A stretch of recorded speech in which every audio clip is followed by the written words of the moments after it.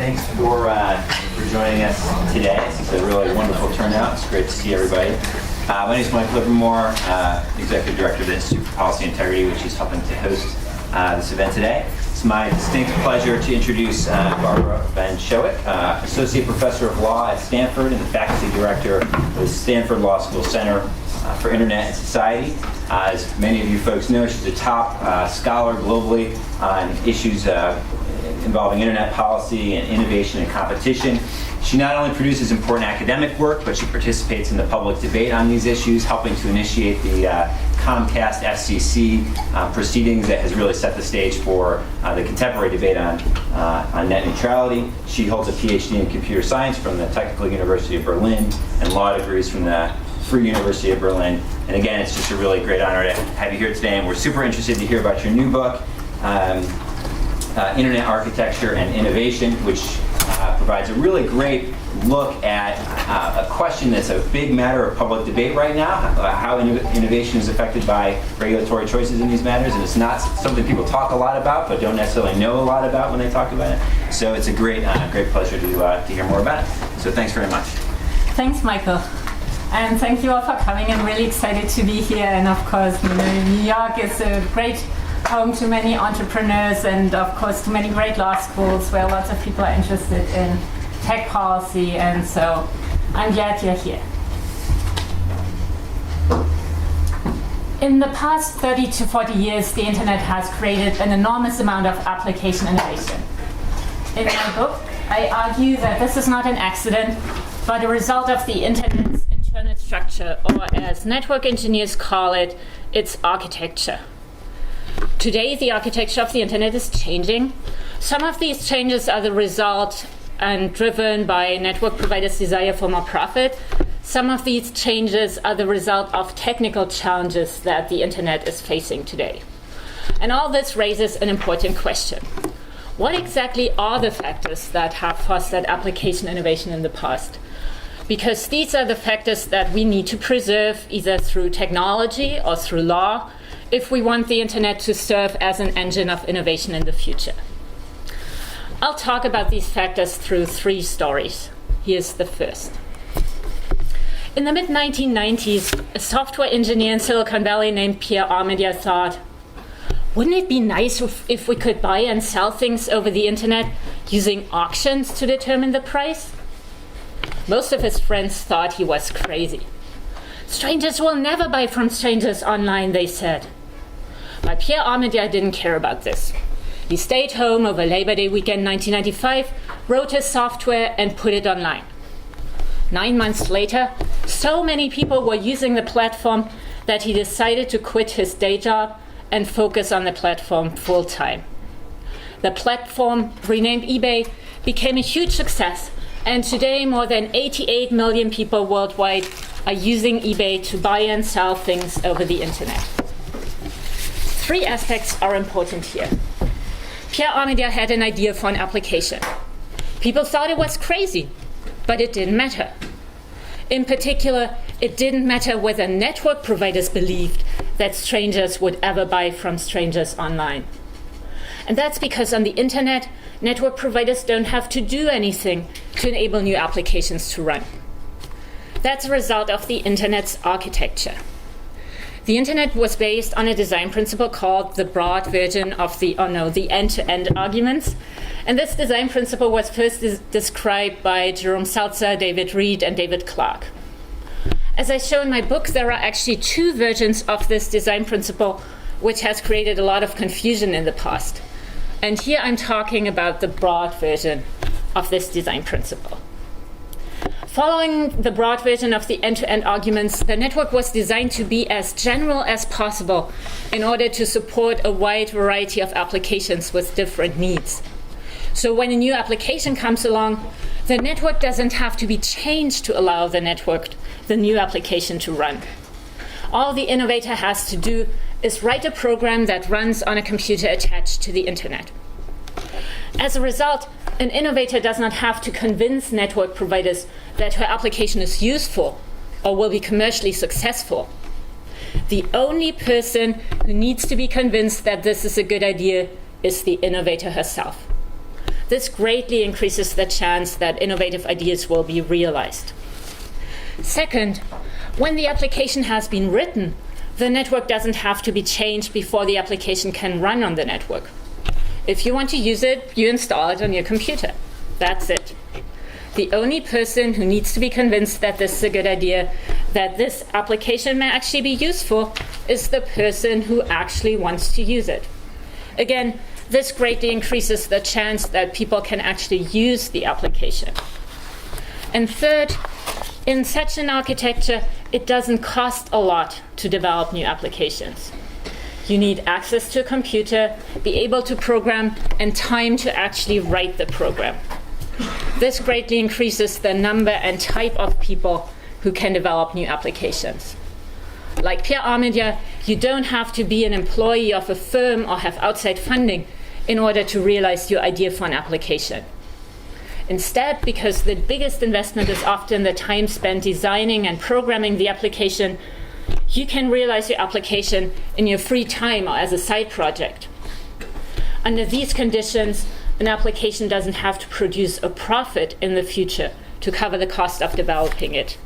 Instead, a wide range of benefits like, I just enjoy programming, or, I really want to use this application myself, is sufficient to cover the development cost. Thus, the architecture allows innovators with a wide range of motivations and funding models to develop new applications. So, 3 aspects. Innovators independently decide which applications they want to use. They do not need support or permission from network providers in order to innovate. Users independently decide which applications they want to use. And the low cost of application innovation enable a very large and diverse group of people to develop new applications. That's the first story. Here's the second. In 2002, 2 European entrepreneurs named Niklas Zennström and Janus Friis thought, wouldn't it be nice if we could use peer-to-peer software to make phone calls over the internet? At the time, most network engineers didn't think this would work. They thought internet telephony required special treatment from the network, something we call quality of service. Network providers weren't interested in pursuing internet telephony because it constituted a huge threat to their business model. But Zennström and Friis didn't care about this. They went ahead, developed their software. The software became Skype, and today more than 500 million people worldwide are using Skype to place phone calls over the internet. Again, we have 2 entrepreneurs who have an innovative idea for an application. Network engineers didn't think it would work, but it didn't matter. The application constituted a huge threat to network providers' business models, but it didn't matter. And for Zennström and Friis, it didn't matter because there was nothing network providers could do about this. And there was nothing they could do about this because the architecture of the internet prevented them from interfering with the applications and content on their networks. As I said, the internet was based on the broad version of the end-to-end arguments. As a consequence of this design, the network couldn't distinguish between the application and content on the network. It was application blind. And as a result, the network couldn't control the application's content that were running over it. Today, that's different. Today, sophisticated technology is available that allows network providers to identify the applications and content on their network and control their execution. Thus, the original internet was application blind. Today's internet is not. Doesn't matter. Imagine you have this great idea for a video application that will totally revolutionize the way people watch TV. Once they've used your application, they will never go back to cable again. Of course, there are risks. The technology may not work. Users may not like your product. Your business model may be wrong. But in the application-blind network, you know that you'll get a fair chance in the marketplace. You know that you'll be able to compete with other applications on the merits. In today's network, cable providers may squash you. The network can turn against you anytime and block your application or slow it down. There are many reasons why network providers may want to do so. Maybe your application competes with theirs, the way Vonage competed with Madison River's telephone application, or normal telephone service. Maybe they don't like your content the way TELUS, a Canadian network provider, didn't like the content that was on the website of a union member of a union with which TELUS was in strike. So TELUS blocked it. Or maybe the network provider slows down your application to manage bandwidth the way Comcast slowed down or interfered with BitTorrent in order to manage bandwidth on its network. But whatever the network provider's reasons, if your application gets blocked, your project fails, and you won't be able to reap its benefits. And accounting for this possibility, you or potential investors may decide not to pursue your idea. Third story. When YouTube came on the market, it competed with Google Video. YouTube was better. It won. In today's internet, things might have been different. In an application-aware network, a network provider can ask an application provider to pay an access fee, a fee for the right to reach the internet service provider's internet service customers. There are many ways in which it could do so, and all of them would be bad for innovation, and I'm happy to talk more about them in the discussion. But here I want to focus on one possibility. When YouTube came on the market, network providers might have said, Google, you are rich. You have lots of money. Why don't you give us some of that money and we'll give Google Video better transport? Imagine Google pays. Suddenly Google Video is so much better. Not because it's the better product, but because Google is rich and Google was able to strike a deal. In such a world, network providers get to decide who is successful by deciding who gets a deal.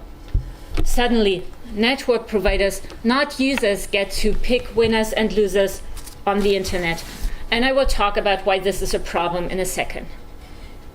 Assume for a moment we decided to prevent this problem by forcing network providers to offer and charge for these services in non-discriminatory ways.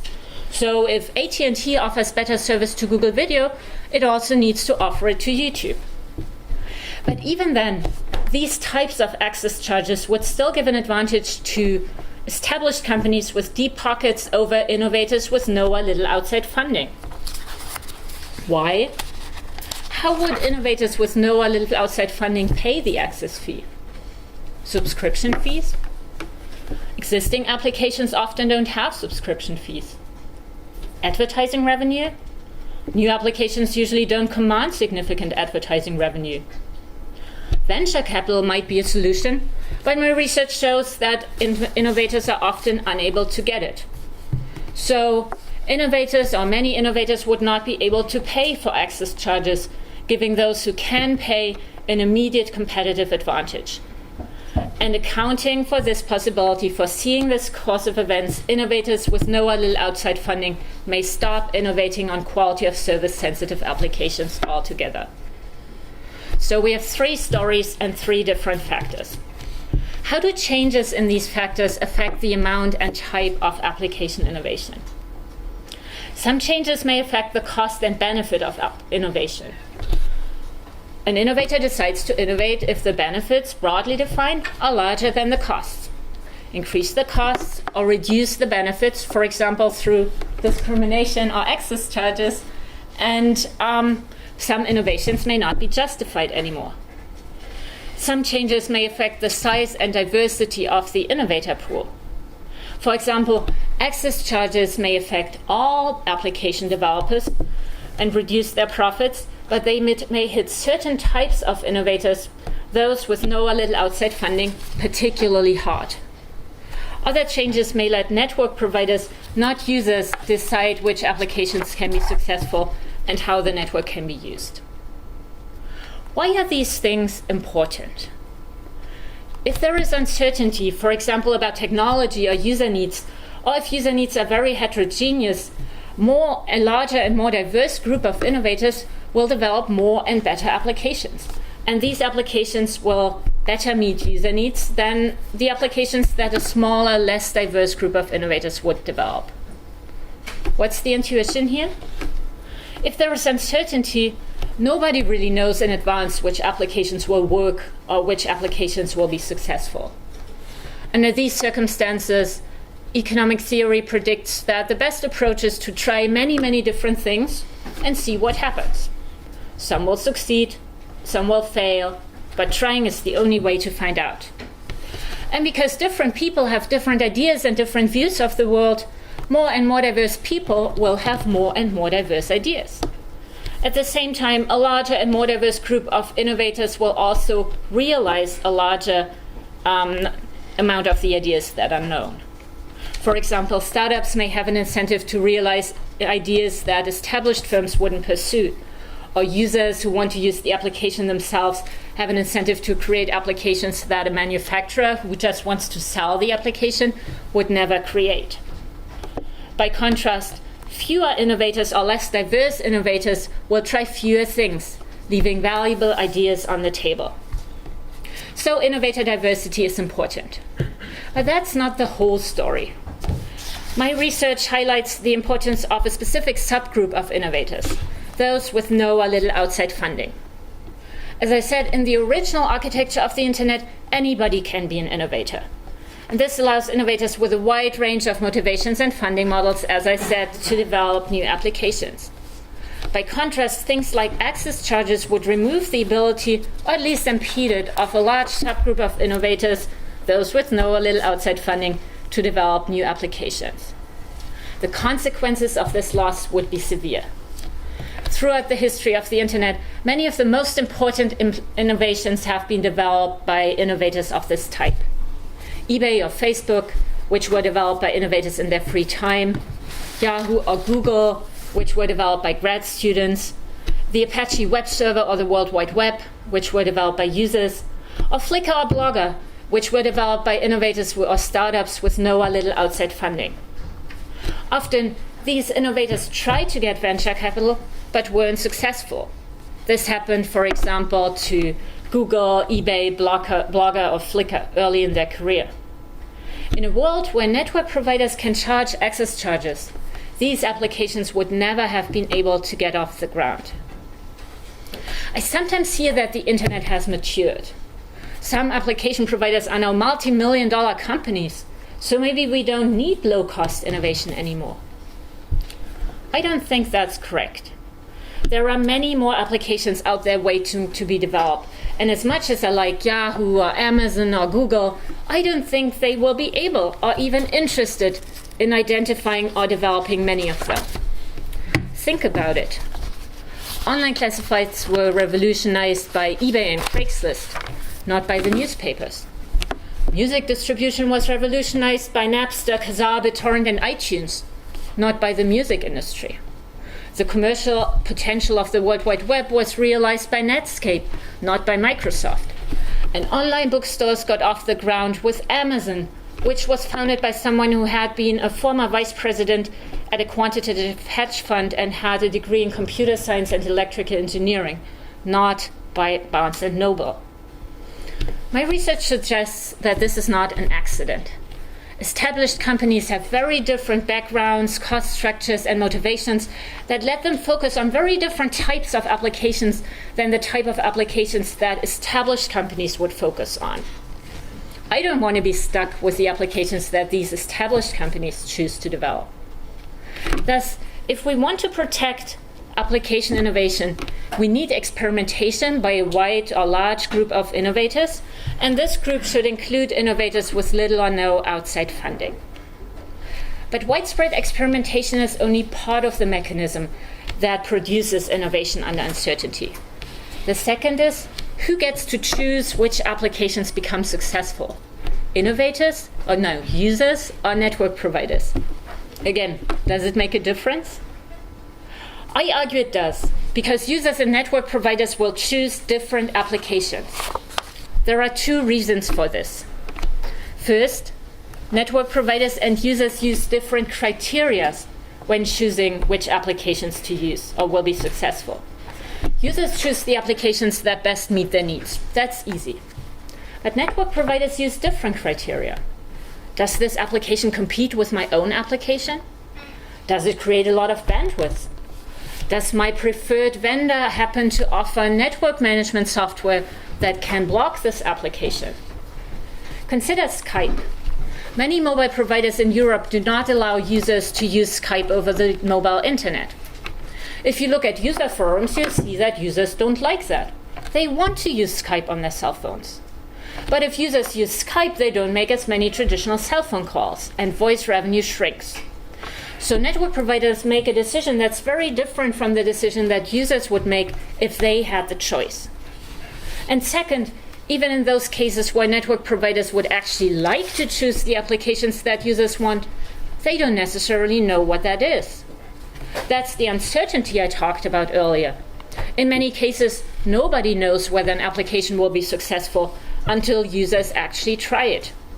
Network providers cannot replace this trial and error by users. Beyond innovation, user choice is also important if we want the internet to provide maximum value to society. But that's a different story. So if network providers pick winners and losers on the internet, if they get to decide which applications are successful and how users can use the network, users may end up with applications that they wouldn't have chosen and are forced to use the internet in a way that doesn't create the value it could. In sum, there are a number of aspects that foster application innovation. Innovators independently decide which applications they want to pursue. Users independently decide which applications they want to use. The network, the application blindness of the network ensures that the network provider cannot interfere with these choices, that it cannot distort competition among applications or classes of application through discrimination, or that it cannot reduce application developers' profits through access charges. And finally, the low costs of innovation not only make many more applications worth pursuing, they also allow a large and diverse group of people to become innovators, which in turn increases the amount and quality of innovation. Allowing network providers to discriminate or charge access charges breaks this mechanism at its core. It reduces application innovation. It reduces the value users and society can realize from the internet. And it also, even though I didn't have time to talk about this, removes the very features that have allowed the internet to improve democratic discourse, facilitate political organization and action, and to create a decentralized environment for social and cultural interaction in which anybody can participate. Thus, blocking, discrimination, and access charges are not in the interest of society. Network providers' interests point in a different direction. Blocking, discrimination, and access charges increase their profits. At the same time, network providers capture only a small part of the social benefits associated with things like application innovation, free speech, or a more participatory culture. And even the gains they are able to capture are mostly realized in the future, which makes network providers consider them even less. However, network providers control the network infrastructure, and so it's not surprising that they change this infrastructure according to their commercial interests. Thus, there is a gap between network providers' private interest and the public's interest, or as lawyers and economists call it, a market failure. Given this gap, we face an important choice. Leaving the evolution of the network to network providers will significantly reduce the internet's value to society. If we want to preserve this value, policymakers will have to intervene and protect the features that were at the core of the internet's success. And that's exactly what the network neutrality debate is all about, protecting the features that were at the core of the internet's success. How to do so without overly constraining the evolution of the network or without creating high costs of regulation is a really difficult question, and I'm happy to talk more about that in the discussion. But I want to be very clear here because I'm sometimes misunderstood on this topic. I'm not saying we need to preserve the original architecture of the internet. I'm saying we need to preserve the factors that have fostered application innovation in the past. That is, the factors I just talked about, and that's not the same as preserving the original architecture of the internet. And I want to talk a little bit about my views on network neutrality and quality of service to illustrate what I mean by that. So some background for those who are not network engineers and don't know about quality of service. In the original internet provided a single best effort service. That means the network does its best to deliver packets, but it does not provide any guarantees in terms of bandwidth, delay, or losses. And you might imagine that this is similar to the way the normal service of the post office operates. And, but contrary to the post office, the internet only offers this one single service to all packets. But network engineers know that different applications have different needs. For example, internet telephony is very sensitive to delay, but doesn't care about the occasional packet loss. By contrast, email is not very sensitive to delay, but cares a lot about lost packets. So you could imagine a network that treats applications differently, depending on their needs. For example, you could give low delay service to internet telephony, and just the normal best effort service to email.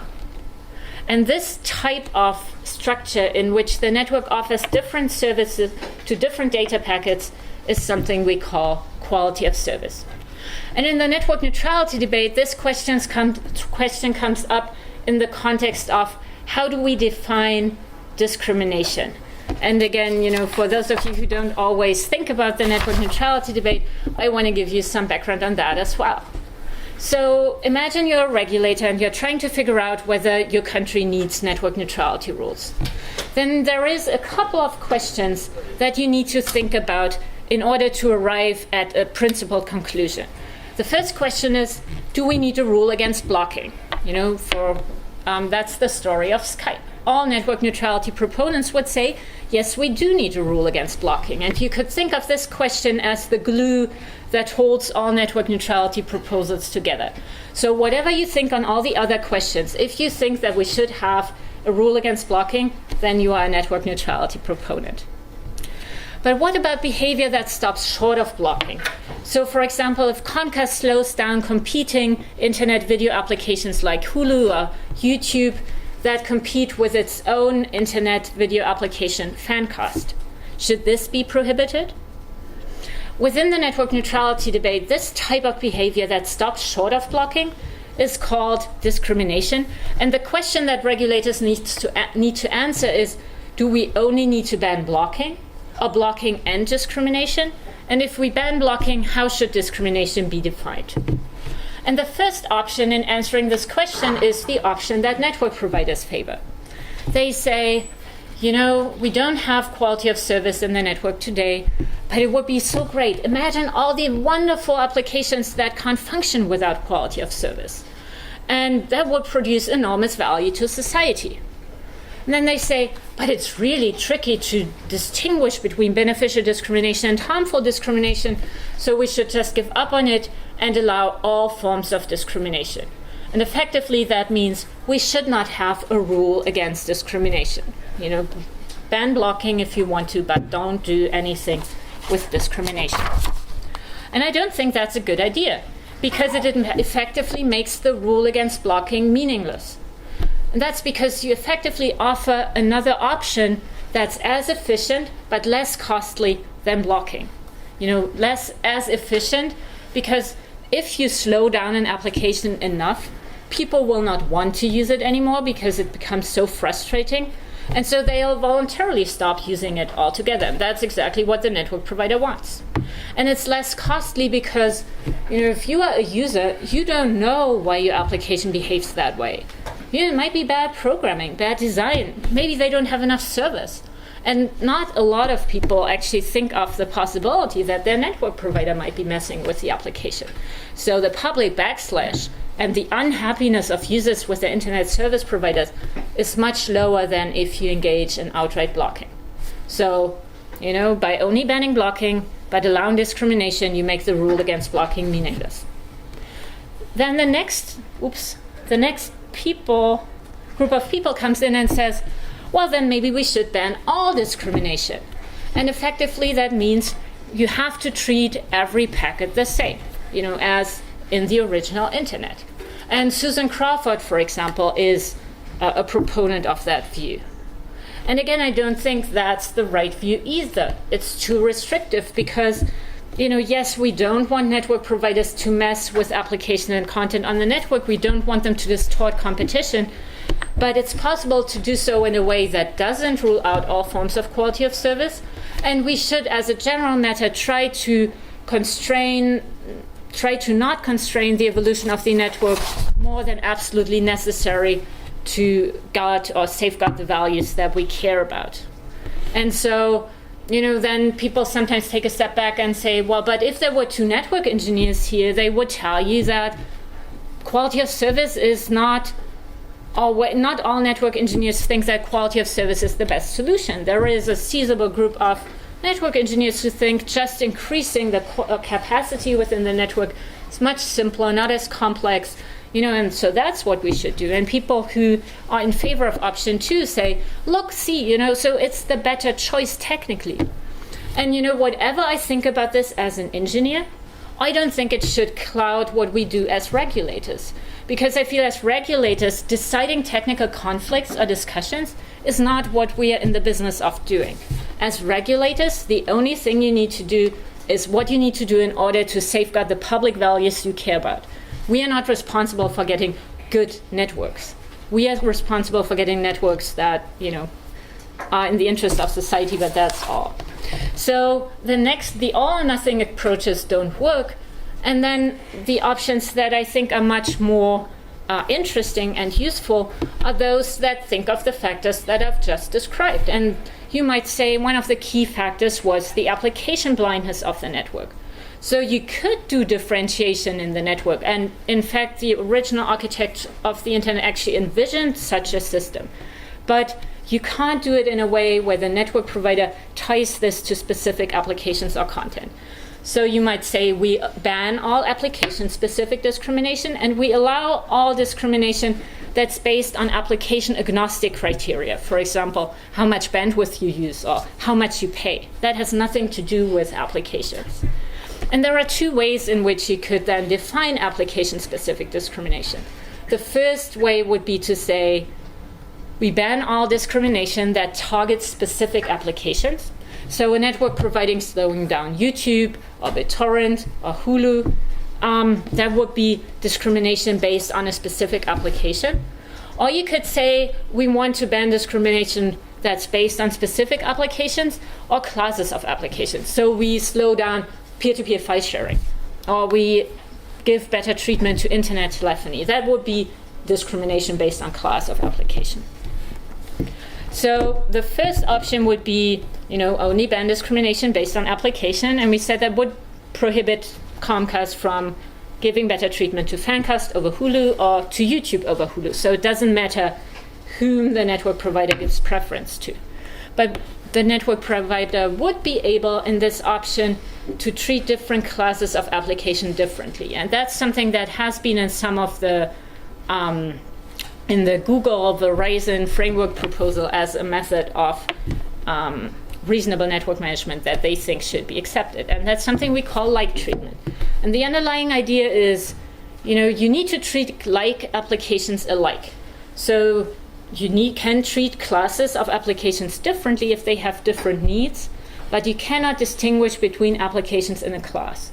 So you could treat internet telephony differently from email, but you couldn't treat Vonage differently from Skype or Yahoo Mail differently from Google Mail.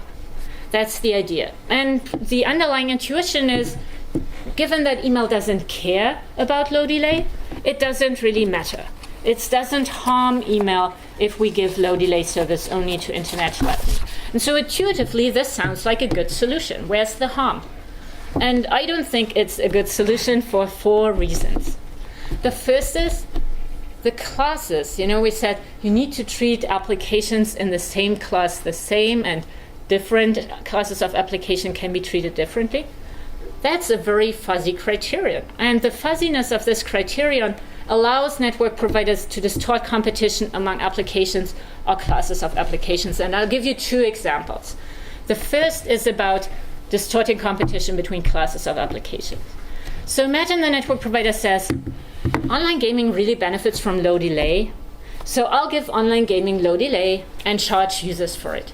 And network providers generally like this idea because it would allow them to capture some of the value that users realize when they engage in online gaming. And then they might turn around and say, well, internet telephony isn't really that great for us.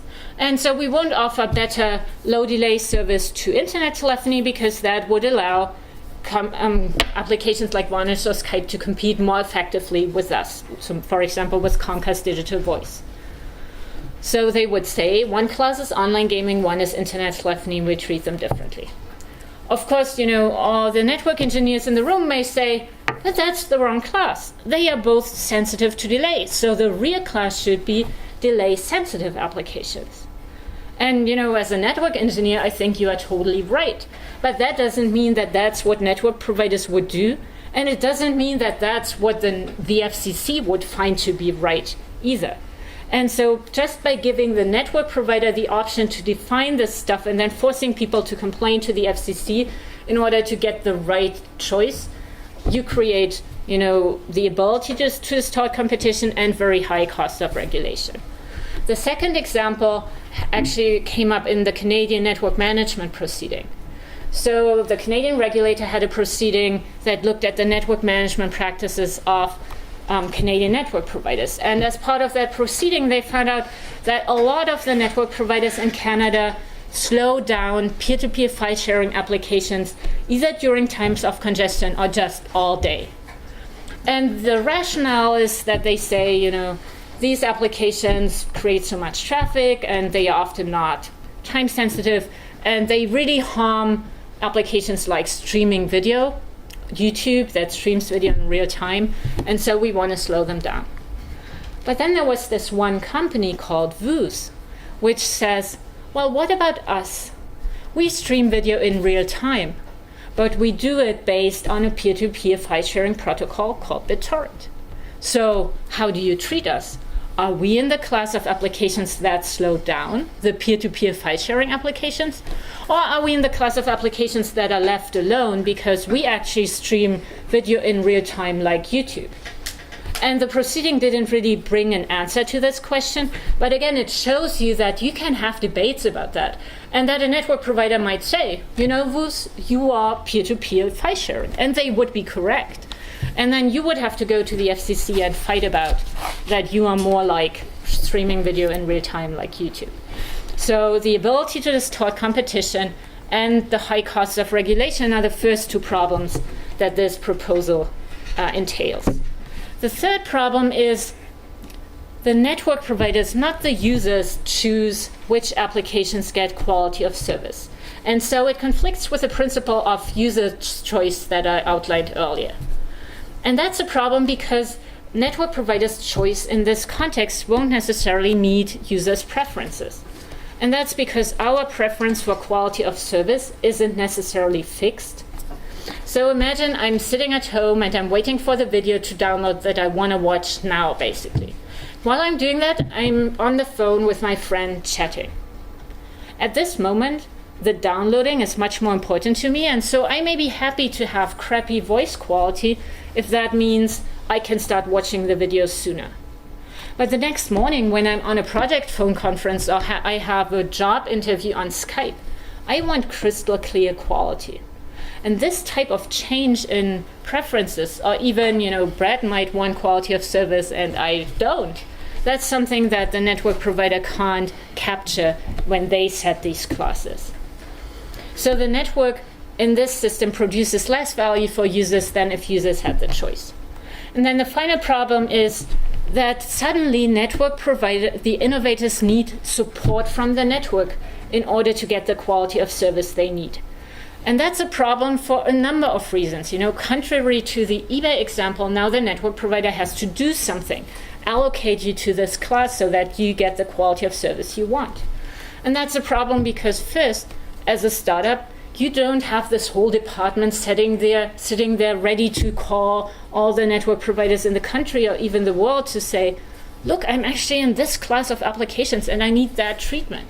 No, you have a few engineers who do good stuff, and you don't have the manpower to engage with all these network providers. Even if you do, the network provider may not necessarily get what you are doing. either for innocent reasons, they just don't get it, which happens quite a lot, or because they actually want to mess with your application, and so they say, we really don't think you are in this class, even though they know very well that you are, but they just don't want you to get that treatment. And so, as we heard in the story of eBay, this type of requiring network providers to do something so that you can function the way you want increases the chance that you can actually do what you want, and so increases the chance that your application will be successful. And for these reasons, I think that like treatment is a bad idea, even though intuitively it doesn't sound as harmful. Instead, I say we need to ban application-based discrimination based on application or class of application, and only allow application-agnostic discrimination. And so, you can't distinguish Skype from Vonage, that's based on application, and you can't treat email differently from internet telephony, that was discrimination based on class of application. So now you might say, okay, first you spend a lot of time explaining to us how internet telephony and email have different needs, and then you turn around and say we can't treat them differently? That really doesn't make sense. And so here's the beauty of that proposal, which is it actually allows certain types of quality of service. And that it allows these types of quality of service that meet these types of criteria, and that directly follows from the way that the non-discrimination rule is defined. So the first requirement is the network provider offers different classes of service, but needs to offer them in a non-discriminatory way. So the network provider might have a low delay service, a best effort service, a guaranteed bandwidth service, or a less than best effort service. And then second, the users, not the network providers, choose whether and when they want to use this application. So I may use it for internet telephony, Mike may use it for online gaming, the low delay class, and my crazy grandmother may use it for email, which doesn't make any sense, but under this proposal, she's free to do so. And then third, and this is a different, this criteria comes in based on the story of YouTube that I told earlier. The network provider is not allowed to charge application or content providers for better transport or these types of special services, but only allowed to charge its own internet service customers. And this type of quality of service suddenly makes all the problems go away, because you ban all application-specific discrimination, and the network provider doesn't have the tools to preference one application over the other. It cannot distort competition anymore. The users choose when and how to use quality of service, so their preferences are perfectly met, which increases the value of the internet. And suddenly, the new application does not require support from the network anymore. As in the eBay example, the only people who need to be convinced that the application needs quality of service are the people who want to use it, and the innovator who somehow needs to convince them that they should want quality of service for this application. So, in addition, this solution doesn't constrain the evolution of the network more than we really need in order to preserve the values that we care about. And that's true both for quality of service, but also for network management. And, we can talk about that separately. And the cost of regulation are relatively low.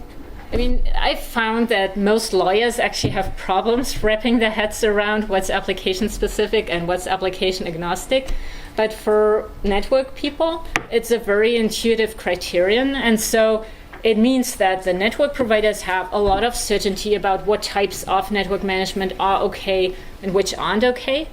And the innovators know that they won't be discriminated against because the network provider can't do anything to single out specific applications or classes of applications. So for these reasons, I think that's the proposal we should go for. But in the context of this talk, that was supposed to show, in addition to just, explaining what these debates are all about, that preserving the factors that have fostered application innovation in the past is not the same as preserving the original architecture of the internet, because preserving the original architecture of the internet would have meant sticking with a single best effort service. And so, I hope you've seen how the factors like application blindness or user choice or not requiring support from network providers are actually really helpful in distinguishing or making choices between the different proposals. These are, of course, not the only proposals for non-discrimination rules that are out there. This one, ban discrimination that is anti-competitive or harms users, is the one that Google and Verizon suggested in their legislative framework proposal, and ban discrimination that's not disclosed is the choice that the European Union made. And, I'm happy to talk more about them in the discussion, but now I just want to talk about one final question. So I've talked a lot about application innovation. And so you may wonder, why should we care about application innovation? Why should policymakers care about this? I have a really long answer to this question, which you can read in the book, which explains how application innovation contributes to economic growth and how it creates value in all areas of society. But I really want to start the discussion, so let me just say this. Did you ever try to explain to your grandmother why she should get the internet? I did. And although I'm a computer scientist, I didn't say, "Grandma, you have to get the internet. It's so cool. It lets you send data packets back and forth." No, I said, if you have the internet, you can call us and you can see your grandchildren on the screen.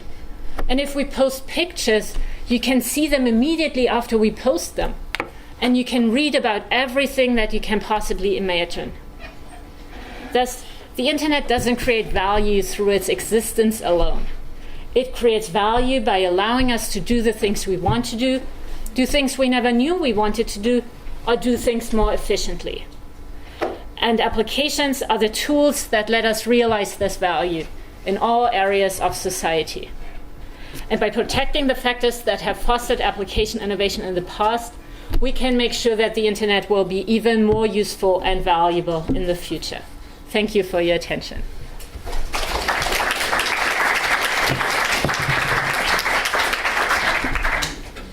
Yeah, so questions? Jolly. I'd just like to ask about implementation. How do you actually see that being implemented? Is it at the application level or what? Yeah, so do you mean the quality of service stuff? Yes, the user-based quality of service. Yeah. So there is actually a technical architecture out there standardized by the Internet Engineering Task Force that would enable you to do exactly what I'm proposing, which is the diff-serve architecture. In diff-serve, the application set a code point, the diff-serve code point, which signals what type of quality of service they want. And then the network just offers these different types of services, and then depending on the code point that's in the packet, give the type of quality of service to the application that the user wanted. People have to rewrite their applications to include those code points. If they wanted to take advantage of quality of service. So, this now sounds really easy, and in reality there are right now some problems, because in reality today, network providers, even though some of them have implemented this technology, do not honor the code points that users set. So, you can set your code point as much as you want. The moment your packet gets into the network provider's network, at least usually if you're a residential provider, they just override it and do with it whatever they want to. And so it would require network providers to change their practices in that sense. And you would probably, because there is, we say you can charge users for quality of service, you would want to know as the user that your application is about to create additional costs for you.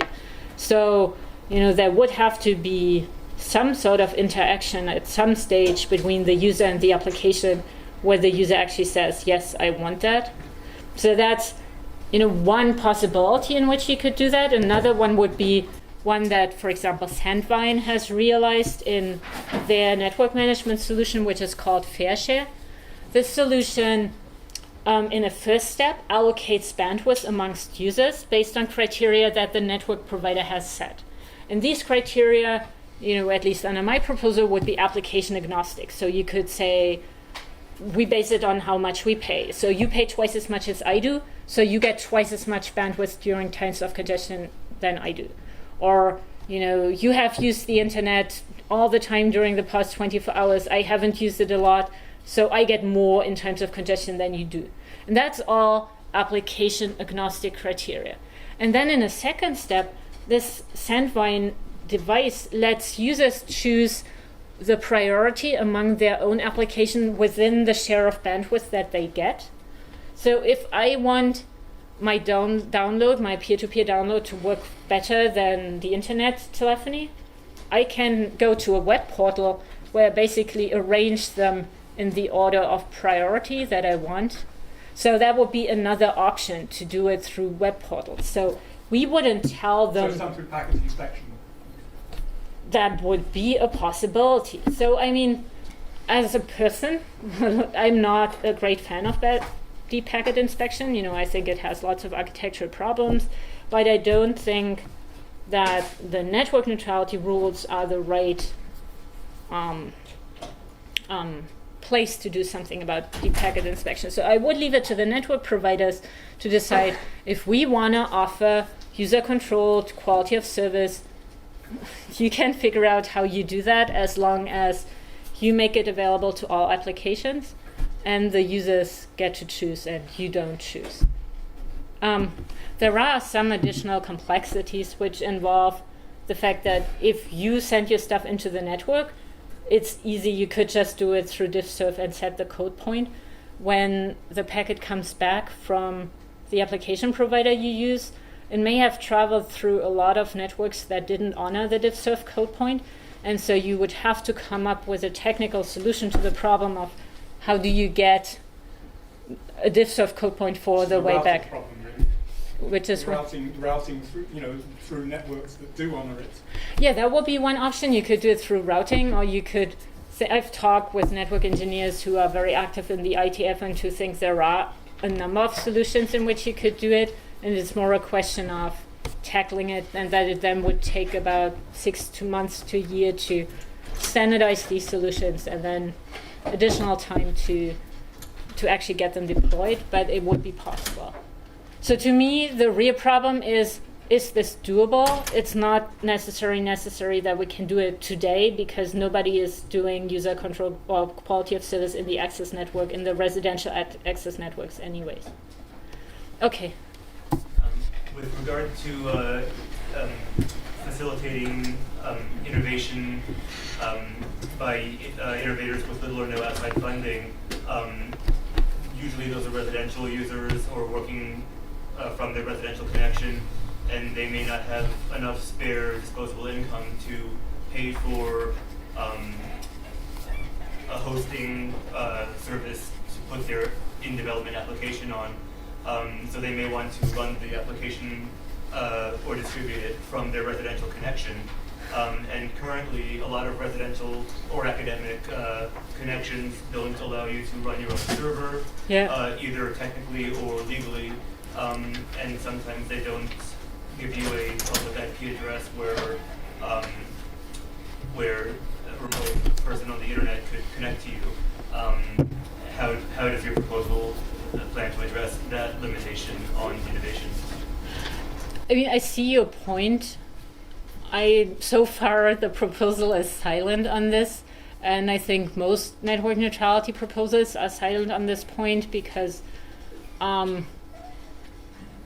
people tend to think that given things like the Amazon cloud services where you can pay as you go, and so you don't have to make a big investment in server space, but you start small, and then if demand for your application explodes, then you can scale up the amount of server space that you buy or the amount of bandwidth you buy, that sort of takes care of this problem. And I totally see how it doesn't perfectly take care of this, but when I was doing the research for my book, I was coming across this quote from Joe Kraus, who was one of the founders of Excite, and he had said the number of people who are able to write checks in the $10,000, $20,000, $100,000 range is much larger than the number of people who can write checks in the $2 million, $5 million, $10 million range. And with respect to hosting, we are now in the space where it's more the first group than the latter. So you don't need VC funding to to get good hosting service. And so where maybe 10 years ago, if you had a client server application, you really wouldn't have been able to do that without significant outside funding. People now think that, if you're a prior innovator, you might actually have that money on your bank account. But even if you're not, often people do this through friends and family and manage to assemble like $100,000 or $200,000. And it's not easy either, but it's much, much, much easier than getting money from a VC. So that falls into the little outside funding. Yeah, exactly. Nicholas? Yeah, I'm not completely sure I understand the proposal, but I think I do. And let me ask you the following question. I think there is a weakness in your proposal. Suppose that you have, let's say, voice over IP provided by an independent provider like Vonage, and voice over IP provided by, let's say, Comcast or whatever cable guy. Now, your proposal would treat them equivalently, non-discrimination proposal, if I understand correctly, which means that you can equivalently put some positive price in one way or the other on the user for using those services, maybe the price of bandwidth or whatever, however your discrimination scheme over speed is going to work. But Comcast has no problem making this price very large, because it will take it from one pocket, from one hand, and give it to the other hand. And therefore, for as far as Comcast is concerned, the real cost is marginal cost. But as far as the independent provider, like Vonage, it's a very high cost, which can drive them out of business. And I can make a similar story about video and so on. So I wonder, it sounds like a weakness in your proposal, am I right? So it's an interesting point. I would say that that weakness would be somehow offset by the fact that the network provider just offers these services and charges for them in an application independent way. So assume they decide to do this and say, our low delay, in order to make Vonage less competitive, we price our VoIP service, not our VoIP service, the low delay service, we make it really, really expensive. So prohibitively expensive that no user in his right mind would actually use that. But that would also mean that no user would use it for online gaming, or no user would use it for real-time video, which may, again, be of less concern to the network provider. But we would sort of bet on the interest of the network provider in having some people use this service at all. So, what's the point in offering low delay service if nobody can use it? But I do see your point. I mean, there is a second complication which I haven't talked about, which applies to digital voice and the video offerings. Under most network neutrality proposals, and mine is included, we would actually take out the carrier-grade digital voice services, voice over IP services, and the IPTV services like UVerse and Verizon Fios TV, and place them in a separate category, which is called managed services. And that would mean they are exempt from the open internet rules. And it's unclear how exactly they would be regulated, but with the motivation for saying we take out the digital voice services and the IPTV services is to say, it's a very pragmatic motivation.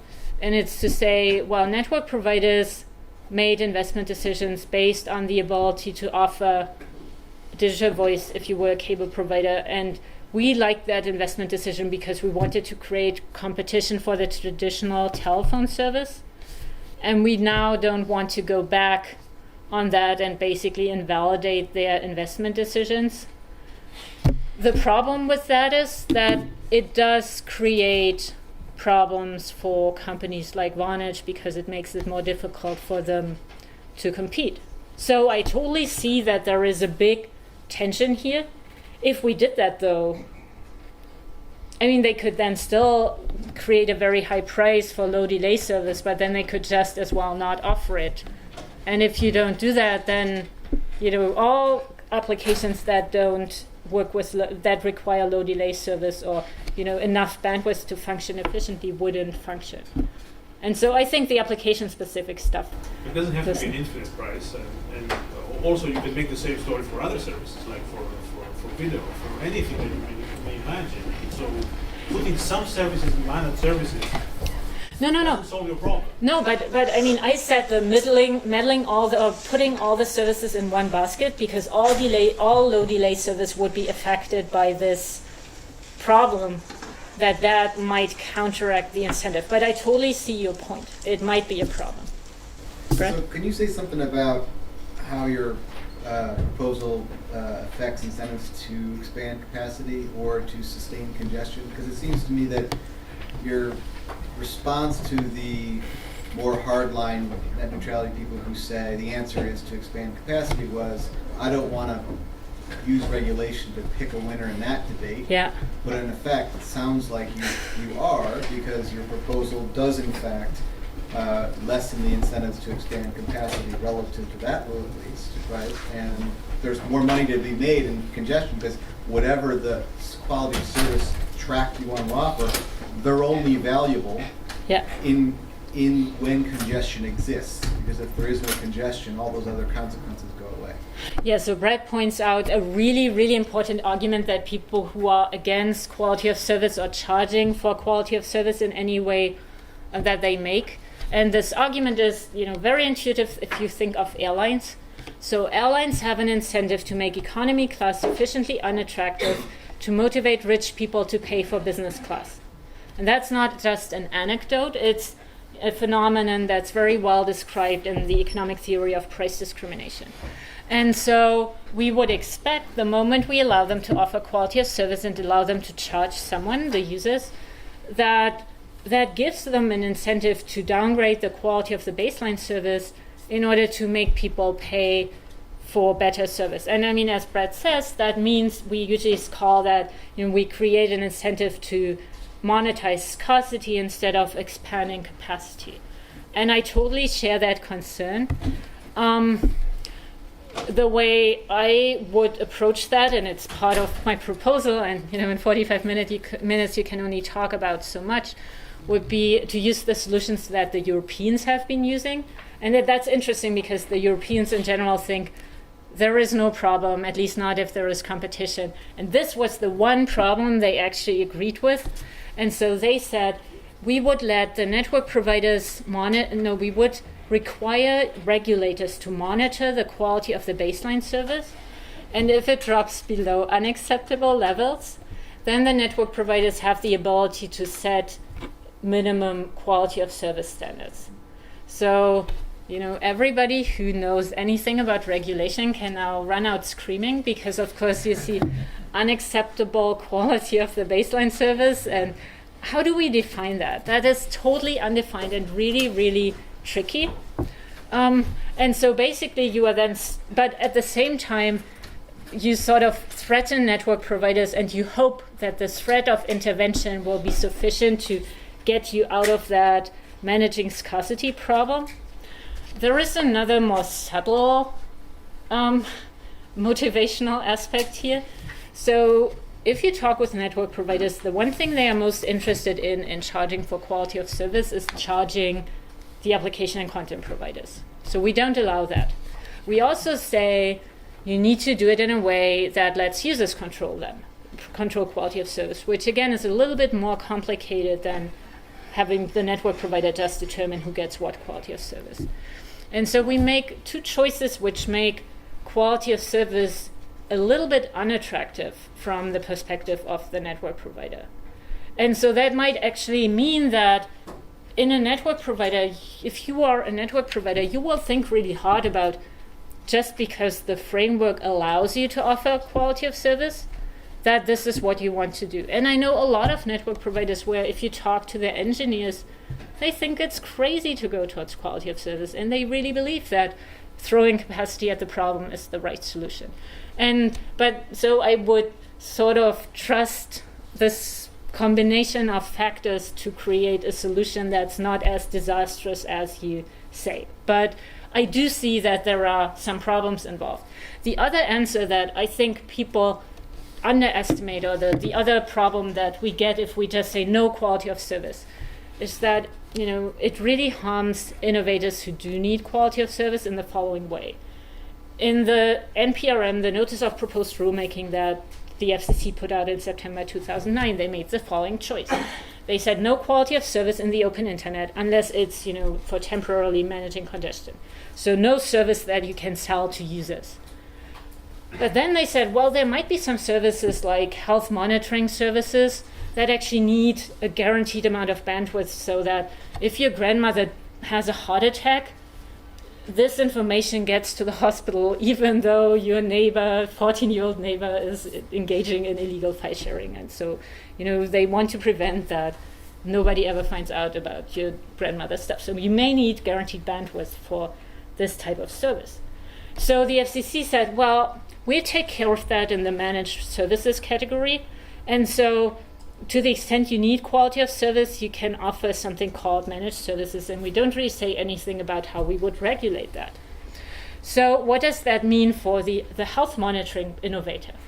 We can sort of expect that in a world where managed services aren't regulated, and the FCC hasn't shown a lot of inclination to then go and regulate managed services, that the network providers might have an incentive to sell the exclusive right to be the exclusive health monitoring provider over their network, because that might give them more money than selling it just to everybody.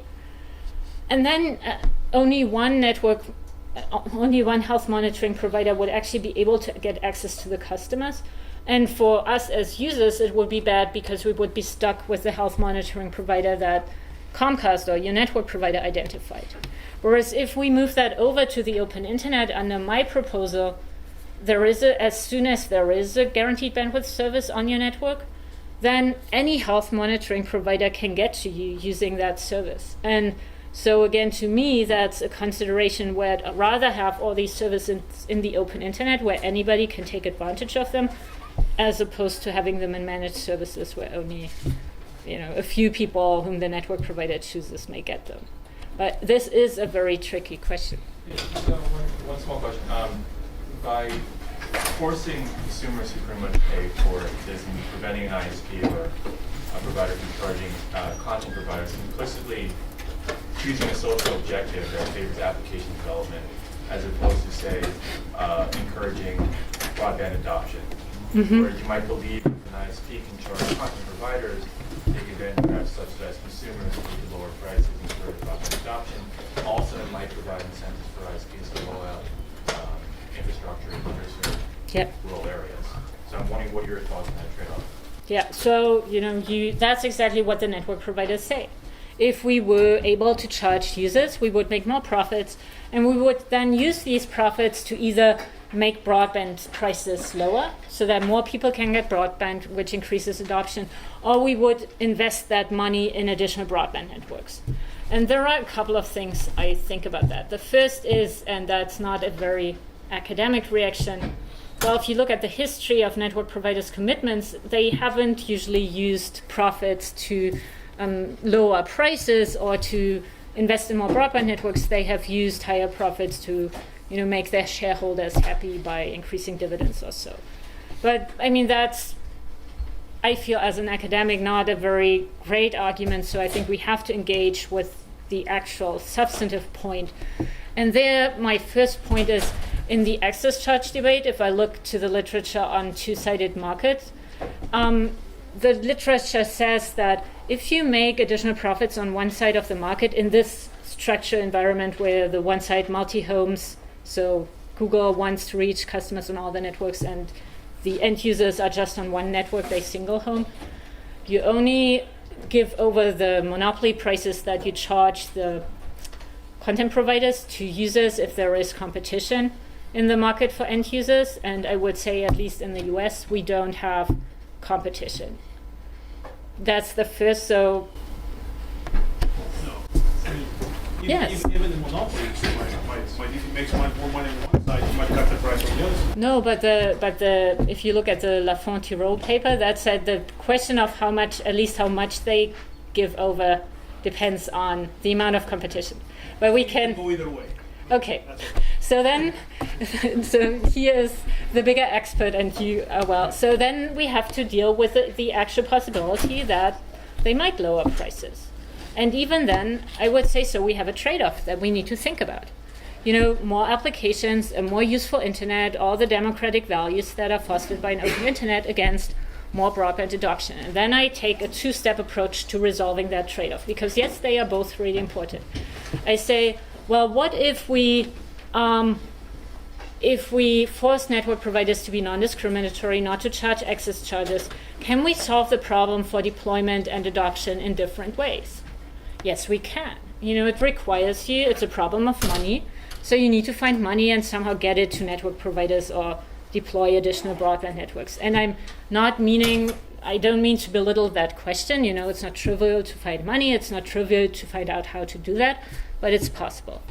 By contrast, if we say, so you go ahead and charge access charges and discriminate in order to get more broadband networks, then can we solve the problem for application innovation and free speech and so on in different ways? No, we can't, because we break the mechanism that has fostered all these values at its core. And so we would actually be making a deal. We would allow them to break the internet in order to get more of a broken thing. And I don't think that makes sense. And Tim Wu has this really nice quote from, I think it's a Slate article, where he said, it's like selling the picture to get a better frame. It doesn't make sense. So I would say, but that's a real policy trade-off that a regulator needs to address.